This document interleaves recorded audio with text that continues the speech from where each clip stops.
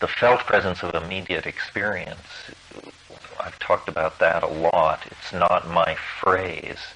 Would you say it again? The felt presence of immediate experience. In other words, it just means how it is here now for you from your point of view, which is what you're always inside, no matter where you go, awake or asleep, stoned or unstoned. Reality has a quality, which is the felt presence of immediate experience. Wittgenstein called it the present at hand, making a more complicated metaphor by bringing into the notion of something which grasps. I think we've talked at times about, is it Morris Berman's book, Coming to Our Senses? Have you all read that, or do you know about that? It's a great book if you haven't read it, and it basically is the history of our denial of our senses, and what a denial of immediate experience, pleasure, erotic pleasure, every other kind of pleasure, the Western enterprise has become. And he talks about some interesting things in there that I haven't ever seen discussed anywhere else. He talks in one chapter about the history of mirrors as an indices of self-awareness.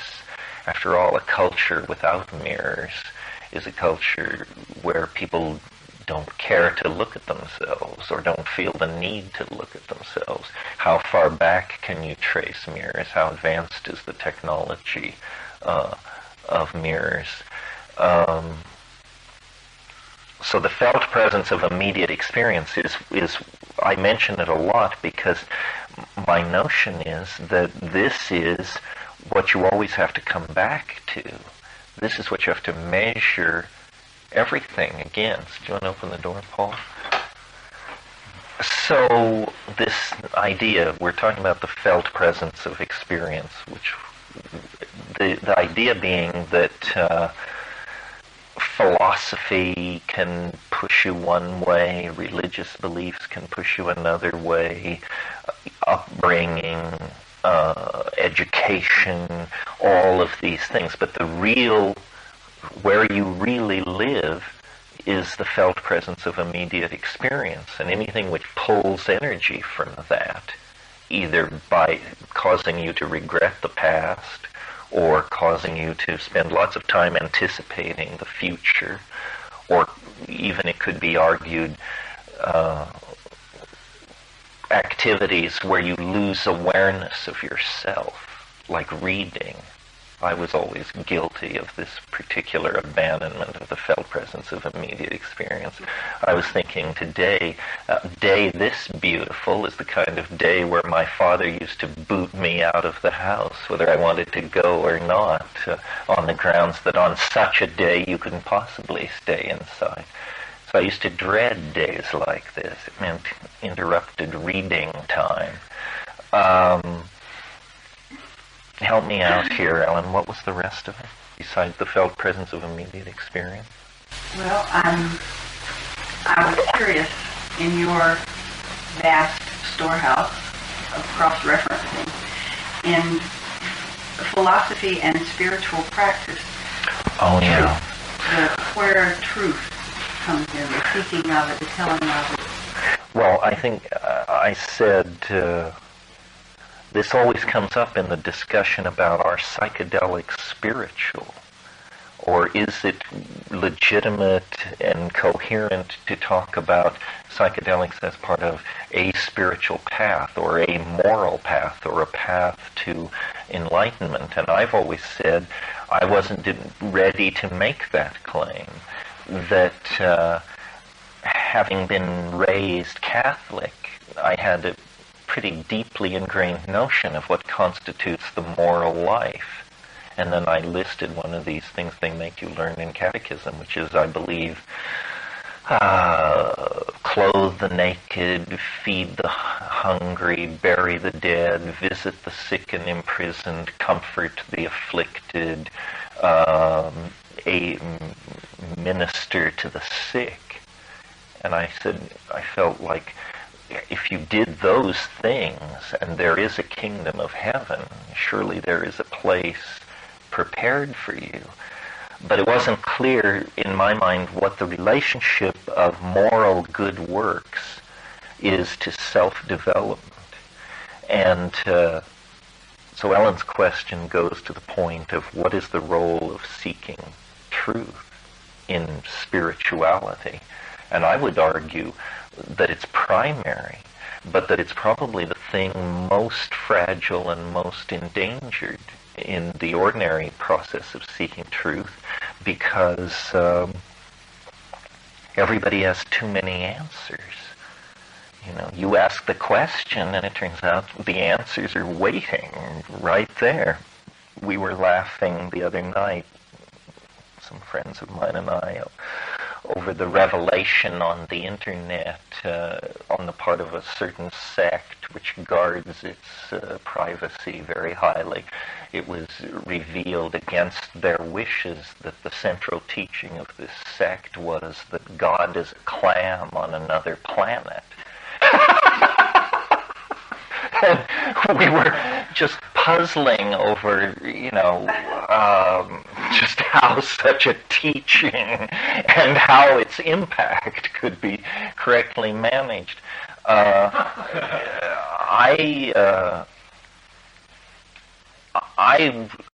What Ellen's position is on this, but I've always felt, and this is my position and a minority position and not an orthodox position, that salvation was an act of understanding. That it's all very well to feed the sick and bury the dead and all that stuff, but that ultimately somehow there was some kind of a heaven prepared for those who could treat this world as a conundrum, a puzzle, a paradox, and figure it out. And this is a persistent idea in folklore worldwide. You get it in Buddhism with the idea of the doctrine of the parinirvana, that if a single being could attain enlightenment, all sentient beings would be instantaneously enlightened. So somehow we're all waiting for just one of us to figure it out. Yes, the one monkey. Another example of where this happens on a folkloric rather than a world religious level is in people's encounters with fairies and elves. If you should for some reason get tangled up with fairies and elves, usually the only hope, the only way out, is an act of brilliant intellectual synthesis. And what I mean by that is they pose riddles. And they want you to pose riddles. Well, if you're just, I think then you're in bad shape. You're never going to leave the hill. You're going to sleep beneath the hill for eons. But if you can riddle your way out, it amuses them to let you go. So it's sort of this idea. Great world religions present their own textual outpouring as a legitimate area in which to attain enlightenment. In other words, one can direct one's understanding toward understanding the properties of herbs, the movement of the stars, the way the weather works, or a book. Doesn't matter what book. The Quran, the Talmud, the Bible, the Mandukya Upanishad, the Anuttara Yoga Tantra, it doesn't matter. But somehow, and this is heuristics. This is the idea that textual analysis can lead to some kind of higher understanding. What is there more to say about that? Somehow, given the strong intuition that nature is organized fractally, and that man is somehow the microcosmic image of deity, then somehow our cognition, our thinking processes must surely be the most godlike things that we do. And so doing them is a kind of practice, maybe, we've talked about this in other evenings, that maybe finally what you're left with is the fairly grim conclusion that mathematics is the way. Because it does contain this, it is an infinite ascending staircase of ahas into higher and higher realms of unspeakable but very pleasing understanding. The strange thing about the spiritual quest, or the quest for understanding, whether it's spiritual or not, is that how endangered it is by answers. As I said, by closure. You ask a question, what is the world? Well, 50 different factions step forward with a revealed answer that they want to immediately sign you up for. So, and this sort of goes back to the tone of the first evening. The truth doesn't require your cooperation to exist, but illusion does. Illusion is in the eyes of the perceiver, and in fact the perceiver brings to the illusion its ontos, its power to be a thing. Truth isn't like that. So I think it's, people say, well, it's not reverent to beat on the tires and honk the horn and want to drive it around the block. I don't know, that's just a funny form of reverence to think. I mean, the mushroom said to me once when I, in some epiphany, found myself on my knees, and it said, get up, stand up, don't meet this on your knees. Meet it like an equal. What's the percentage of all this lollygagging and... Of course, it has that kind of personality. I mean, it exalts, I was going to say freedom, but cognitive clarity. The Buddha image of all of this is Manjushri, the Buddha of discriminating wisdom. And Manjushri is always, not always, but in his peaceful form, always portrayed with a sword.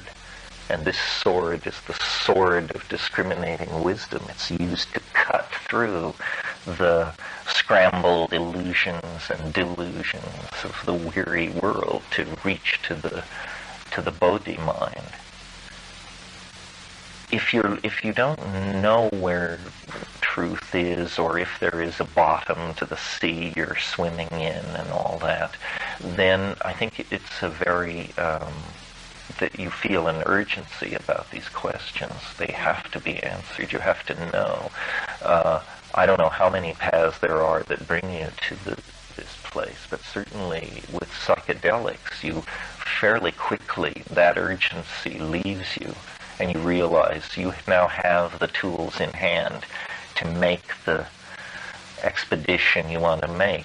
And now the question is to proceed judiciously in an ordered fashion, actually making sense out of what you perceive.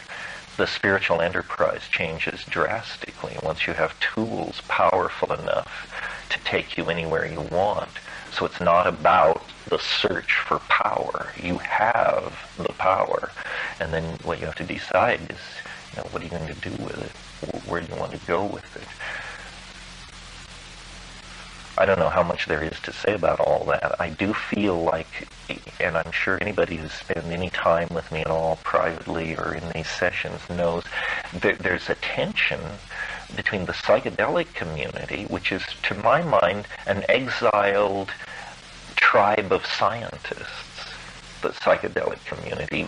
We're the heirs of Freud and Jung, but booted out of the tent of science because we dared to use the human brain body as an instrument. And so the only place where we can gain shelter and comfort is at the fringes of New Age religion. But these are not our people, these people. They serve strange gods and bizarre agendas, and we need to not lose our identity among them because they play by different rules.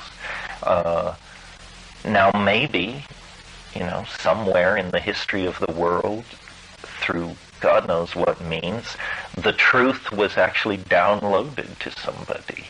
A Messiah, a rabbi, a Buddha, somebody, a something, somewhere. But I find it unpersuasive, that idea, because truth is so contextually defined and precious that even if that had happened, what good would it have done you and me? We receive these things hideously deformed by the metamorphosis of historical process. Yeah. One thing I've noticed in my own exploration is, as I make the inquiry, I'm able to distinguish now the difference between the facts, just the physical facts, and my truth, which is influenced by my experience of the facts, my feelings, my history, my whatever. And I don't know, I'm not sure what to make of that, but I have noticed that there is a difference between those. Yeah, I think I understand what you mean. I live intellectually in a simpler universe than the one that my experience has taken place in. In other words, I could tell tall tales of shamanistic strangeness, apparent telepathy, impossible coincidental occurrences, even transformations of matter, and I've seen all of these things, but never under controlled conditions, and never with anybody claiming they understood what was going on. What I doubt is that anyone understands any more of what's going on than I do.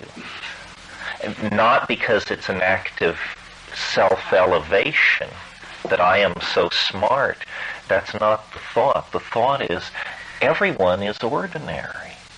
And it's incredibly disempowering to not realize this. If you think that it belongs only to the Dalai Lama and somebody else, this is incredibly disempowering. The mushroom said to me once, it said, for one human being to seek enlightenment from another is like a grain of sand to seek enlightenment from another. The message, my interpretation of that, being all grains of sand are capable of seeking enlightenment on their own damn steam, I mean, not that you people around you don't have something to teach you, but an understanding in the person sitting next to you is not your understanding. And so it does you absolutely no good whatsoever. It is only efficacious and functional if it's yours, and so the primacy of the primacy of direct experience and one's own history and mathematics. And if you really study mathematics, we mentioned this the other night, you even get your legs cut out from under you there because you discover this thing called the incommensurability theorem, which shows that even simple arithmetic can't be trusted. So it turns out, even our Platonic faith in some kind of philosophical superspace out there that we're measuring everything against, that's naive. Really, the only really real thing is this incredibly evanescent, ever-moving, barely grasped, hardly understood thing called the present moment as I experience it. And you say, well, my God, can you build a metaphysics and an ontology and a heuristic method on that? What choice do you have? Nothing else is as real as that is. If you know the language of theoretical biology, you know that a human being, an organism, is a chemical system with, granted, other properties, perhaps not derivative from chemistry, but a chemical system that is riding far from equilibrium It's in a kind of, there are different terms for it. It's a dissipative structure, or it's an autocatalytic hypercycle, or it's undergoing autopoiesis. But the basic concept is that it is maintaining itself as a coherent entity in a universe flowing toward entropy. It's somehow making its way the opposite direction. And your consciousness is embedded in one of these dissipative structures, which will, and apparently your consciousness will cease at a certain level of disequilibrium of this system. But then when you draw back further, you see your consciousness is simply the reshuffling of the genetic deck of your ancestors. And before you existed, people potentially or partially like you existed, and after you exist, people potentially like you exist. So, but this non-dissipative energy flow where consciousness and life and everything is going on and is known through feeling, through not because you're embedded in it, but because you are it. Essentially, it's not something that you're embedded in like a particle. It is your essence. Well, then that's all that is given with certainty. Then everything else is extrapolated outward from that through convention, language, poetic intuition, religious revelation, projected discovery, myth, so forth and so on. But that's all so far from this point of immediate experience. That's why, to my mind, although I don't think we've ever put it quite this way before, the psychedelics are so important, because taking a psychedelic drug is not like reading a book or even like moving to Italy for 6 months, or it is directly and immediately addresses this thing which you are.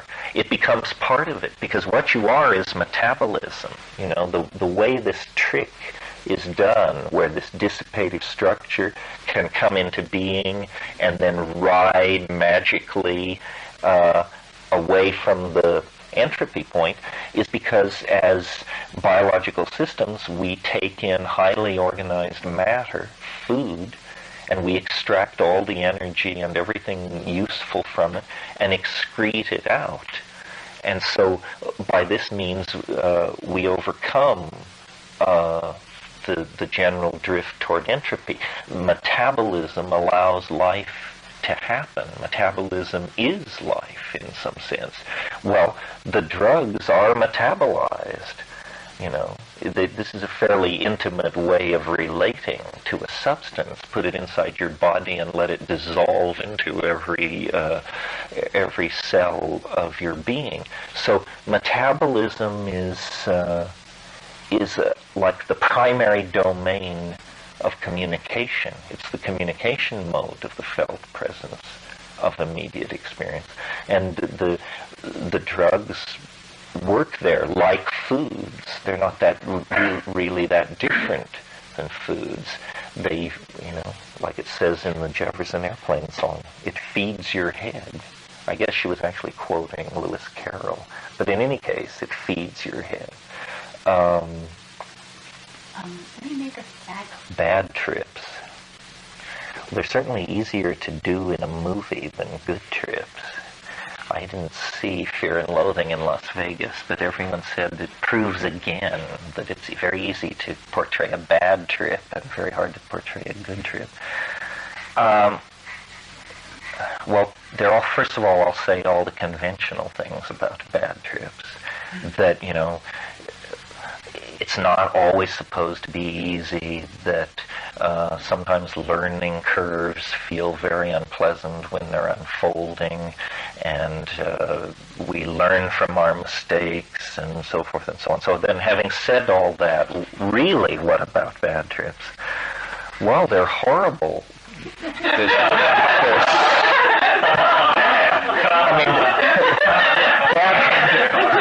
Bad bad trips make bad sex look like no problem, which is an amazing thing to achieve.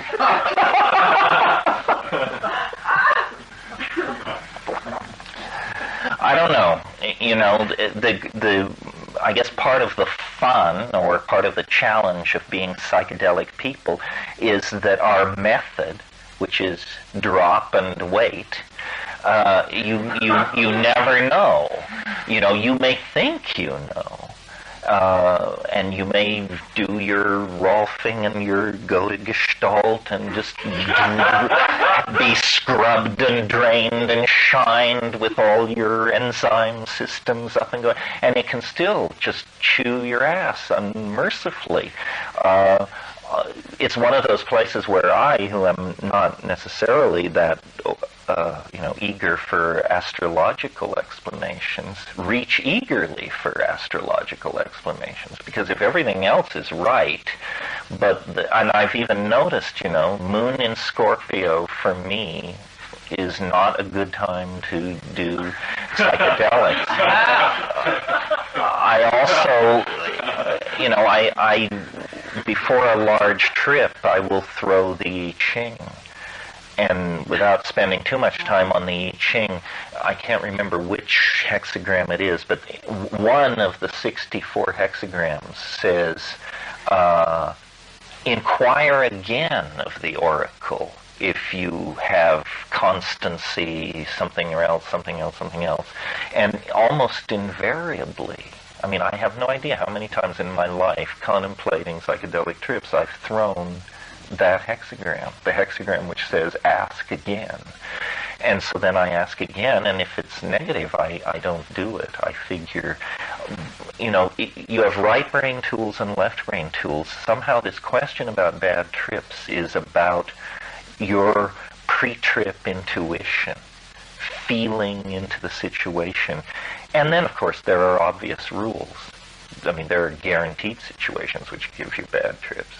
I mean, taking too much of a drug with people you don't know, taking large amounts of a drug and mixing it with a lot of moving around in crowded social spaces. Synergies are simply combinations of drugs. If somebody tells you they took ecstasy and then they snorted some ketamine and then they had a little nitrous oxide and some GHB, this is, God knows, I mean, literally only God knows, because no clinical medical research is ever done on stuff like that. On the way people in the street actually take drugs is never studied by medical science. And synergies are where the strange things, the dangerous stuff happens, the heart fibrillations, the convulsions, the convulsive vomiting, the states of disorientation, prolonged states of sleeplessness, all of these things. So, my attitude toward avoiding bad trips is, for social purposes, raves and beach parties and whatever, low doses. It's almost a truism, or it is a truism, that if you want to come down from a drug, whether a psychedelic drug or any other drug, the very best thing to do is furious exercise. The guy who throws himself in the icy lake and swims across it, the guy who chops 2 cords of wood to come off some bender. Well, then a dance club is almost like the perfect social situation designed to shorten a drug trip and dampen the effects. But people are such social creatures. I've said in many, many times over the years, to the point where it's almost the McKenna method, although how you could think something so simple-minded was a method, was like the way to take psilocybin, for example, is take a stiff hit, like 5 grams if you're a 145-pound person, on an empty stomach, and lie still in silent darkness. Well, this is almost the opposite of, and the idea is you want to concentrate on the thing itself, which is the drug projected against the black screen of your mind. You don't need doof coming in. You don't need smart drugs. All of these things are actually distractions. And I think people are so reluctant to follow this advice because they actually have no faith in the drug. They think they will be bored. They think, well, if I did that, nothing would happen. Well, I'm telling you, it's for ordinary people. Isn't that what we said? This stuff is not for the swamis. They have their own methods. This is for the great unwashed masses of spiritually seeking humanity. So lay down in silent darkness and take a look. And then if the trip is really bad, then there are things you can do while it's happening that are helpful. The most obvious one is, or the most effective, I don't know if it's the most obvious, but I really believe it's the most effective, is if you get into a place that you don't like, and it's not physiological, it's not that you're having convulsions or vomiting, it's just that you're having thoughts which alarm you, you should sing. You can make whatever shamanic hash of this you wish, but the basic concept is to oxygenate your brain. There's something about bad states of mind on psychedelics are very frequently, in my observation, accompanied by shallow breathing. People get, when you thread a needle, everybody holds their breath. Nobody can thread a needle without holding their breath. It's like keeping your eyes open while you sneeze. A human being cannot do this. So when we are really following our thought at the level of threading a needle, we stop breathing. And if you're not paying attention, this can go on for minutes, this very shallow breathing. You're not breathing, dude. So, so what the thing to do is to sit up and, your favorite shamanic chant, Fleetwood Mac recitation or whatever, just belt it out. It doesn't really matter. I mean, it may matter. I mean, if you choose certain mantras or something, haystacks will burst into flame. But, and there's no obligation to be accurant or hip either. It doesn't have to be Aphex Twins. It can be row, row, row your boat. I've always preferred, because it does contain the refrain, merrily, merrily, merrily, merrily, life is but a dream. If you're loaded on psilocybin or ayahuasca, the thought that life is but a dream opens ahead of you and becomes epiphanous instead of ridiculous. And then I don't know, this is what I do. This is maybe not universally good advice, but when I take psychedelics like that, I have bombers rolled, and if things get weird, I torch them up. Although sometimes then things get weirder. You have to be careful with that. I mean, the way I do it, and I've really got this down, sort of, is with psilocybin anyway. People say it comes on in 10 minutes, it comes on in 20 minutes, and they're ripping in 40 minutes. It doesn't work like that for me. It consistently, and I always take it not in tea or anything, but just the mushroom. I eat it.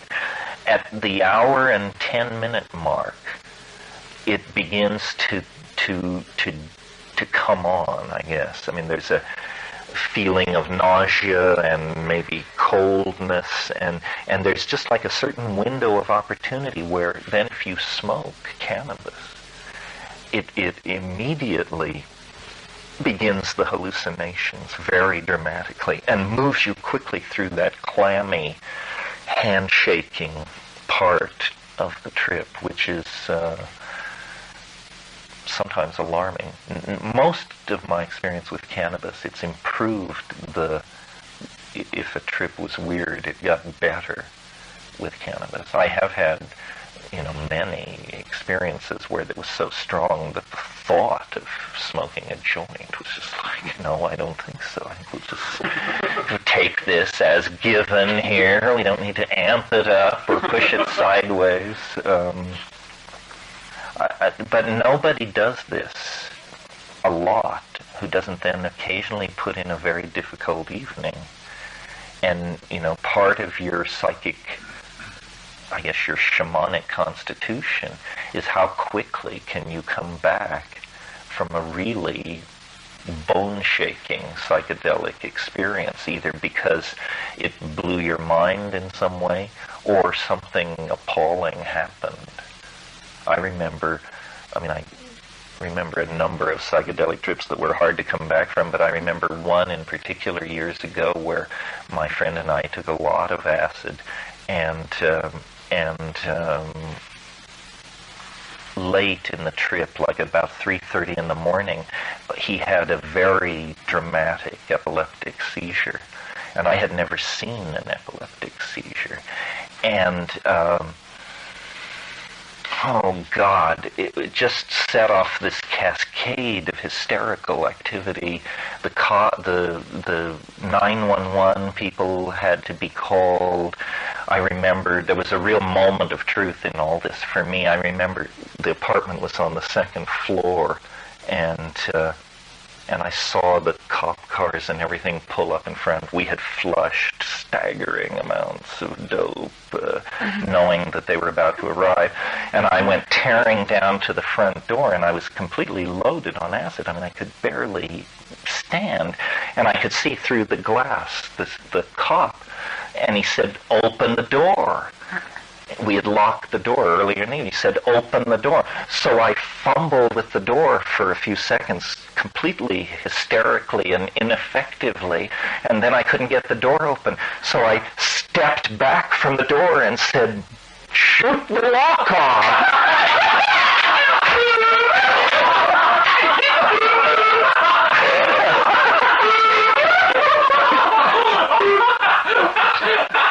And then I realized, dude, get a grip. You're going to have to, this is headed in the wrong direction. And the cop was like,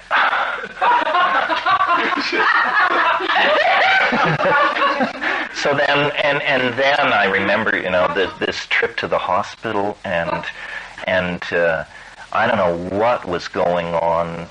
It was Herrick Hospital. It was in Berkeley, which was also a mental hospital.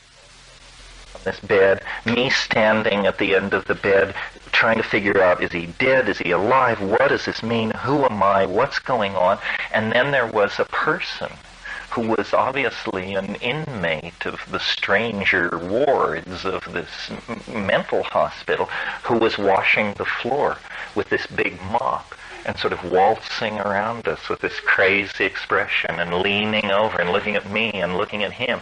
And I just didn't know whether, is this really happening? And if it is happening, why is it happening? And if it isn't happening, why do I think this is what's happening?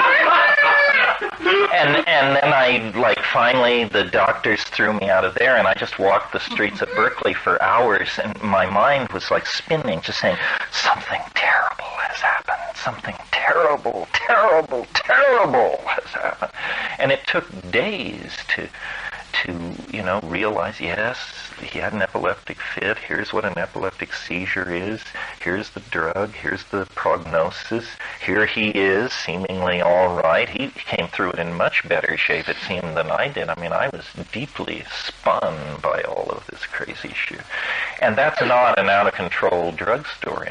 Truly, I'm a very conservative person, so for me, that was an evening really getting beyond management. But some people, start out like that. I had friends in the 60s in New York City who would say, in Manhattan, they would say, let's take 500 mics and hit the streets and mess with people's minds. Well, and you quickly discover there are people out there capable of messing with your mind, and more than your mind, but sitting up all night in Manhattan diners just taking on all comers for mind games is, no way to spend an evening. Anyway, so much for the question, what do you do about bad trips? If you have character, you live through them, and after a few months go back to it.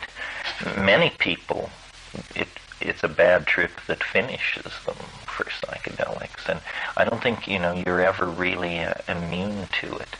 The funny thing about psychedelics, I think, especially psilocybin I've noticed, is it's incredibly gentle with beginners.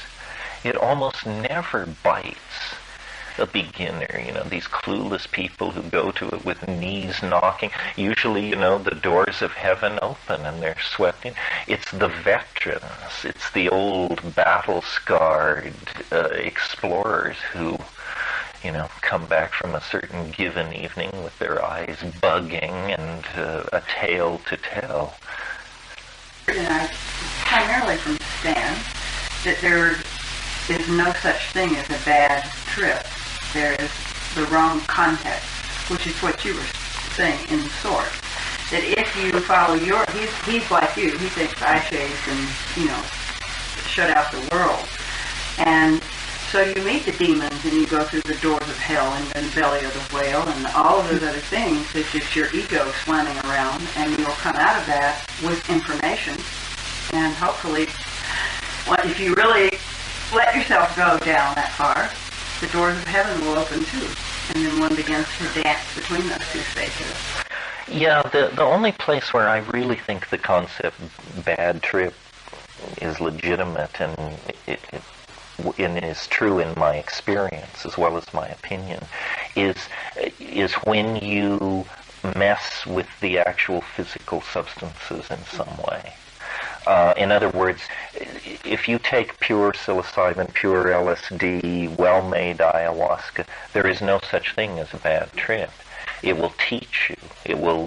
It may put you through hell. It may change your personality, but it's useful. Where it gets chancy is if you are physiologically compromised in some way. For example, and this is kind of controversial, so it's worth talking about, but in my opinion, it's a very bad idea to combine psilocybin with an MAO inhibitor. But people I respect, as much as I respect anybody, do this in their therapy. And so I've looked at this hard because the worst drug experience I ever had revolved around this combination. And I think my mistake, I did it differently than these people who use it therapeutically. As I understand it, the way they're doing it is they're inhibiting their MAO with, say, Pagaman Harmala, and then they're taking a little bit of psilocybin. I have no judgment on that because what I did once years ago, to my immense regret, was I took half a dose of mushrooms, 2.5 grams of mushrooms, and half a dose of ayahuasca, 50 milliliters of ayahuasca, and I put in a long, strange evening that felt dangerous to me. I mean, we only have my account, but something went on in that trip that I've never seen in any other trip, and I can describe it for you, and I even can have an analysis of it, but I'm not sure that the analysis is true. What happened was the trip seemed normal for the first hour or so, and then I in the part of the trip where I should have been smoothly hallucinating, roving and scanning, taking in data and learning, I noticed a rising anxiety that I couldn't control. And the anxiety was, it was a generalized anxiety. It was a feeling, a strong feeling that something was wrong. And so then I would like stop my, whatever my trip was, and deal with this feeling that something is wrong. And I would look around and reassure myself, nothing is wrong. You know, heartbeat okay, you're sitting in the chair, moonlight is flooding in, the cat is at your feet, nothing is wrong. So I go back to tripping. 30 seconds later, something is wrong. And I would come out of it after about 4 or 5 times of this, and it was getting, the loop was getting faster and shorter. I could, even on the trip, I analyzed what was going on. What was going on was no short-term memory was happening at all. I knew who I was. I could tell you my parents' story and so forth and so on. What I had lost was the last 30 seconds of my life didn't exist. And this may not sound like a problem, but in fact, it's like having your big toes cut off or something. You can't stand anymore. The absence of the last 30 seconds creates this bizarre sense of a vertiginous void behind you, and you keep looking around, and then it's there. You say, oh, well, it is there. Now I feel like it's not there. Oh, yes, it's there. Well, this is crazy making, and it may not sound, you know, so agonizing, but I found it to be as close to madness as anything I've ever experienced, and I felt at times that they'll just find me here, just gibbering. They'll just, you know, throw a light net over me and take me by the elbow and lead me away, and that'll be it. And then finally, and I had this very, overlaying this thing was this very strong image from Stanley Kubrick's film 2001, where the guy is outside the spaceship in the little robot, and he fixes the thing, and then it's time to go back in, and he speaks to the main robot controlling the spaceship, and he says, "Open the pod doors, Hal." And the robot says, "I'm sorry, Dave, I can't do that." He says, "Open the pod doors, Hal." "I'm sorry, Dave, I can't do that." And I could almost see in my mind's eye, maybe because I think to some degree in a chemical fashion or something, but I could see that a piece of machinery was jammed, that we were in a loop, that it would not, it was screwed up at the molecular level, and I felt crazy. I felt violent. And my wife was sleeping upstairs. Finn was tiny. Clea hadn't been born. And I felt absolutely irrationally violent toward everybody and everything because of this odd collapse of my sensorium. And so then I said to myself, I will not leave this chair till this releases me. I just will sit here. Now, that might have been a bad decision. In other words, I could have gone out and chopped wood, but I don't think that was the moment to pick up the double-bladed axe. And so I sat there and I deep-breathed and I did every trick I knew, and after about an hour and a half, I could see it rotate around, decouple, drift away, and then it was like, the trip begins again. It feels like a normal trip. We're right back where we were an hour ago, and everything is normal, and, you know. But I broke my own rule. It was an experiment. Yeah, it was an experimental combination. And it's not necessary. I mean, don't get the idea that you have to take every drug that comes down the pike so that when people mention 2-CBT2 and all this, you have a story to tell.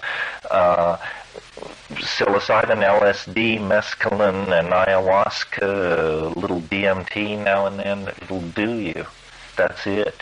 You know, you can spend 1,000 lifetimes exploring those substances and to never have a dull moment. What? A little dab will do. A little dab will do you, indeed. It seems to me that nothing is good in combination with something that is an MAO inhibitor. It should be, it's not just psilocybin. What? Give me another example. You mean like Okay. Pagaman Harmala and DMT? Well, I don't know enough chemistry, but what I know about MAO inhibitors, combining it, I know someone here recently was on an MAO inhibitor. Oh, a prescription one. A prescription one, and took ecstasy and went into cardiac arrest and died. Not from the cardiac arrest, but from passing out and what happened as a result of passing out. And then nobody knew, and so death occurred. Well, that's an extreme example. It shows you, it exactly makes the point I made earlier, that these synergies are completely unstudied. And that's a simple synergy. Ecstasy with a prescription MAO inhibitor. If this person had also, added in a little ketamine and some GHB, and as people do, people have told me appalling recitations of the drugs they took the night before. This MAO thing is sensitive enough that if you are on certain MAO inhibitors, you don't need to take a drug to bring on a hypertensive crisis. You can just drink a glass of red wine, or eat camembert cheese, or abuse a Hershey bar, or eat a big bowl of lentil soup. Who would dream that a bowl of lentil soup could send you over the edge? So yeah, it pays to do your homework, and then it pays to, I think if you're getting good mileage from a particular psychedelic, you should just stick with it. You can always switch to something else, but, and people say, well, I've learned all I need to learn from this. Well, triple the dose, and it'll be a different horse you ride, And I say that, in the knowledge that the LD50 of these compounds is very high. In other words, they're incredibly safe. Of all drugs, the plant psychedelics, the alkaloid psychedelics, are the safest, and yet their effects are the most dramatic. In other words, the LD50 for psilocybin is milligrams per kilogram. Well, but the effective dose for a 135-pound person is 20 milligrams. Well, then that means that from a pharmacologist's point of view, if you told him you'd taken 100 milligrams, he would form no sense of alarm. He would say, well, you took a big dose, it's really going to get you high. But he wouldn't worry about your heartbeat or anything like that. To kill yourself with psilocybin, you would have to eat a massive amount. Well, people say, well, but you think you're going to die. Well, that's an entanglement of ego image with body image. And, when the ego is very fragile, you just shoot 100 milliliters of ketamine, and the ego is dissolving before your very eyes. And that's not an intrusive dose of a drug. The ego is fragile. The body is not. The ego plays the ace. You're dying, but you're not dying. The ego is dying. If you've not trained medically, and I'm not, it's extremely alarming to have somebody become unconscious in your presence and not be able to rouse them. I've talked to a number of times to friends of mine who are professional ER, emergency room doctors, and they say, no big deal, happens all the time. And if somebody can claim they're dying, they certainly are not dying.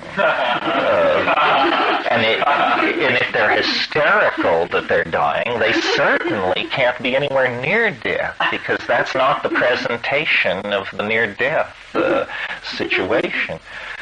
So, if there's any doctors in the house who want to dispute it,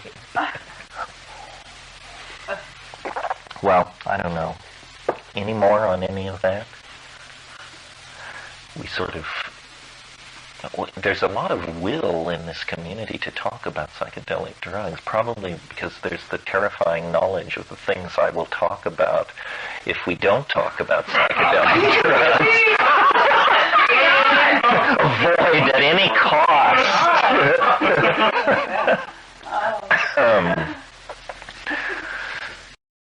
I just talked to somebody at length on the phone yesterday who was describing a psychedelic experience, and they were a person of moderate experience, but this was definitely a trip that pushed them into domains they had never experienced before. And it was basically the middle of the night around a suburban swimming pool. Everybody had gone to bed, and this person was there, and discovered that there are these protoplasmic, heat-seeking, intelligent creatures roughly the size of pickup trucks that are moving around in backyards and climbing over fences, and and I think I know what they're talking about. Acoustical creatures I've encountered. Being stoned on a hillside on psilocybin out in a fairly remote area at night, and you become able to project your consciousness very large. It's a little hard to explain how it is, and then you discover that there are infrared forms of life or something, coherent protoplasmic things. And I always think of that incident, I think it's in the second Carlos Castaneda novel, where the thing comes near him in the sagebrush, and he's so horrified that he throws himself on the ground, and he doesn't look, but he can hear boulders being ground to powder by this thing as it rolls nearby him through the sagebrush. Attention. There are, I don't, the life forms in nature are not infinite, but they are myriad. And the relationship between the edge of knowledge and the wilderness, that's where the real boundary is. It's not a physical boundary. It's a boundary in understanding and expectation. When they first began digging, like in the 14th century in Europe, they figured out how to dig mines deeper than they had ever dug before. Before that time, no mine in the world had gone deeper than 1,000 feet. And suddenly they were able to push these mines deep, deep into the ground in Bohemia, Switzerland, southern Germany. And they encountered, for a couple of hundred years, elf attacks and gnome sightings and attacks in these dark galleries of these deep mines. And then so the question is or for the positivist mind, the question is, well, are there elves in deep mines in Europe? Well, apparently there were once. It's a boundary of understanding and expectation. The relationship of the deep earth to the medieval imagination is somewhat like the relationship of the modern imagination to the sky. The sky is a place where we see and encounter, and where rumors abound of life forms, and even in forms of intelligence. I'm very interested in all of this because my inclination has always been to be rational and fairly demanding of robust evidence. But on DMT, elves are everywhere, and a commonality of the experience. well then what is the nature of these beings? Is the psyche, the human psyche, a sufficiently undefined domain that it can actually contain the idea of autonomous life forms in the psyche? I mean, this is what a kind of Jungian explanation. Jung said of these things called kabiri, which are alchemical sprites, basically. Kabiri just means children, but alchemical sprites that are seen in certain parts of the alchemical work. He said autonomous portions of the psyche escape the ego's control. Well, then what are we? Are we in fact not what we think we are? In other words, our myth is one body, each body comes with an ego. If the ego is fragmented, you need psychotherapy.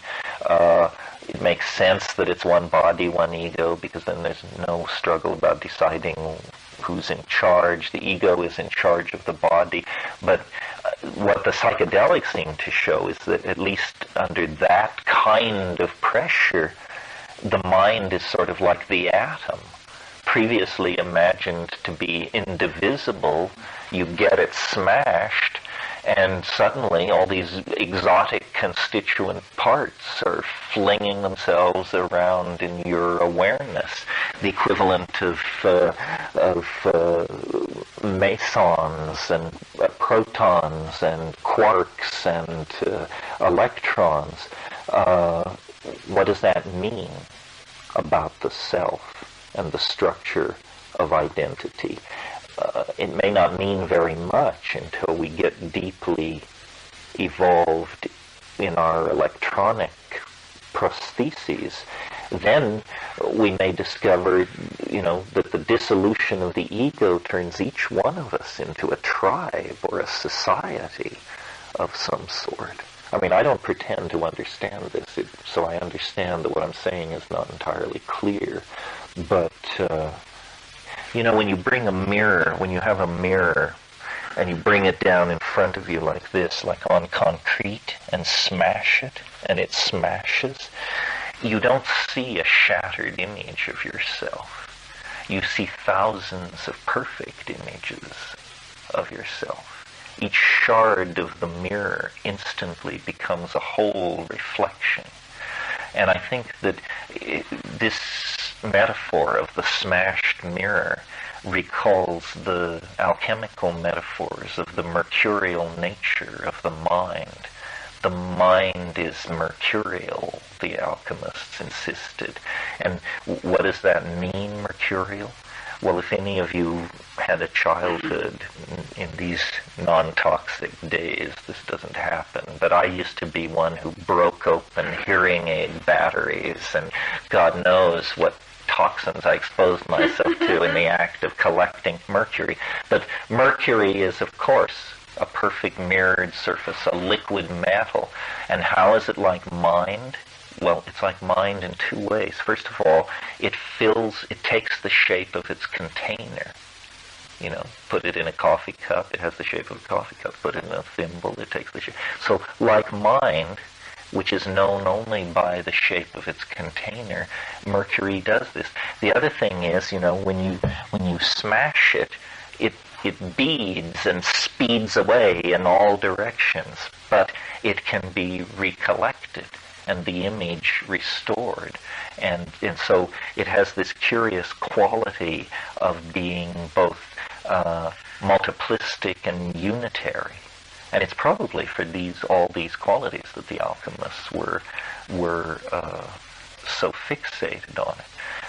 But this question of the nature of these entities, because we can debate whether they are part of ourselves or autonomous, but what seems pretty in hand is that whatever the answer to that question, they're not made of matter. I mean, they're not made of matter. unless you're going to take the position that when you smoke DMT, you actually go to another universe as real in every way as this one, which is arguable, but they, well, so then what are they? Well, they leaving aside for the moment whether they are self-generated or autonomous, they seem to be made, they are in fact, if they're made of anything, they're made of information. Well, we are not made of information for ourselves. I mean, I experience myself as a body, not as information. However, I experience all of you as information. I mean, even if I grab you by the shoulders and shake you, it's information that identifies to me what is happening. My hope is sometime before the end of my life or my career that the definitive conversation is able to take place on this question of the edge of knowledge, or what's going on at the edge of understanding. Because that's, here we have the unthinkable. No reason to bother about it. It's unthinkable by definition. And here we have the utterly mundane. We all know that place. But somewhere between the unthinkable and the mundane, there is a gradient or a frontier or a corner that is turned. And that place is the human place. I don't think animals dwell in that place. The place where, expectation meets incoming data and reality is defined. I mean, it is the most human place. It's our edge, not the edge of our body, which is topologically confined in 3D. But our mind seems to actually have a kind of edge. Our memories extend outward from our birth. The future is difficult to triangulate, but the edge of mind is always accompanies the phenomenon of being. I think that poem by Trumbull Stickney, one of those poets who died in the First World War, one of the young men of the trenches, that whole generation, Sacheverell Sitwell and so forth and so on. But Trumbull Stickney said, I do not understand you. 'Tis because I lean over your meaning's edge and feel the dizziness of the things that you have not said. And in this psychedelic enterprise, it seems that this is where the action is, the vertiginous dimension of the thing not said because it can't be said. We're working hard here to say everything that can be said. And, once it can be said, it becomes of considerably less interest. But this idea that something wants to be communicated, something wants to be told, it's sort of, we mentioned the other night, the idea of the Word made flesh. Well, this is a parallel idea. This is the parallel idea of the message that wants to be delivered. It's, for Christians, it's the gospel. For Finnegan's Wake, it's that letter from Boston that the little chicken is scratching at down at the midden. Here a little, there a little, go a little, do a little, see a little, the mysterious missive from Boston. The message that wants to be delivered. And I always have the feeling in the psychedelic experience that you come closer to this domain of the undelivered message. This person who was describing this trip to me the other night said long parts of the experience were hallucinations of tables of numbers. Well, that's a strange one. Just numbers and numbers and numbers. It's like the thing trying to communicate is not at all sure about who it's communicating with. It doesn't know quite how it is perceived, how it is understood, how it is folded into meaning. Well, that's probably not very clear, but anyway, it's not very clear. If it were clear, it would be something else. Anybody have anything else on any of this, or anything else for that matter? It's very interesting to me how I'm just sort of getting a grip on this.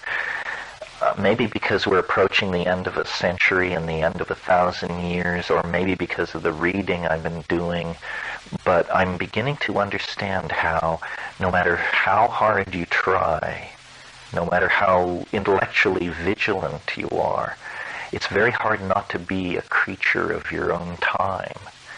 That the metaphors that we use, the expectations that we form are inevitably drawn from the atmosphere that we breathe.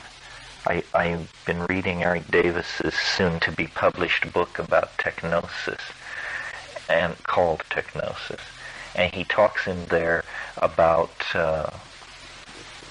how since the mid-19th century the whole notion of electromagnetic radiation has been articulated, and how very few people can write the equations, the Maxwell field equations that define electromagnetic radiation. And yet all of our thinking is permeated by popular downloads of this understanding. How we think of falling in love, how we think of spirituality, how we think of God itself is very strongly colored by the technical environment in which we've evolved. If we had to describe to someone in the 1860s of the last century how a century in the future every single centimeter of space around this planet would have music pouring through it, hourly newscasts, stock quotes, airline control traffic. And so, this is a completely occult universe you're describing. There was nothing. It's amazing that the idea of magic could even get going in a world without the concept of electromagnetic fields, radiation, action at a distance. The whole vocabulary of electricity supports the idea that the world is, unified through magic, some kind of permeating medium where somebody can turn a dial over here and something can happen halfway around the planet. And I, imagine in a shamanic society, without the metaphor of electricity, how these drug states, how difficult it would be to build linguistic models of them. Because we always think in terms of fields, vibrations, permeating changes, discharge, potential, positive, negative, flow. Think of the models of the human body that are taught at Esalen. How meaningless all those vocabularies would be without these concepts directly drawn from a mechanical universe. The whole idea of flow, blockage, potential, positive energy, negative energy, balancing. I mean, these are essentially the terms of electrical engineering of the 19th century. Does that mean that these models of the body aren't real or correct? No, not at all. It means that the general understanding of the world that is our legacy as a civilization permeates everything,